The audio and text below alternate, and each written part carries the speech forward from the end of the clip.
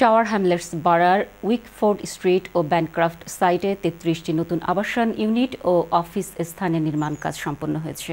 এই প্রকল্পের মাধ্যমে স্থানীয় বাসিন্দাদের জন্য আধুনিক ও সাশ্রয়ী আবাসনের ব্যবস্থা করা হয়েছে। মঙ্গলবার অফিসারদের সাথে নবনির্মিত আবাসন প্রকল্পের আনুষ্ঠানিক উদ্বোধন করেন নির্বাহী মেয়র লুৎফর রহমান।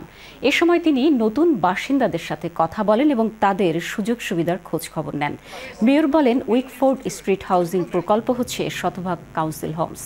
এর মধ্যে রয়েছে ৩৩টি ঘর, যার অর্ধেকই হচ্ছে ৩ ও ৪ বেডরুম বিশিষ্ট ফ্যামিলি সাইজ ফ্ল্যাট।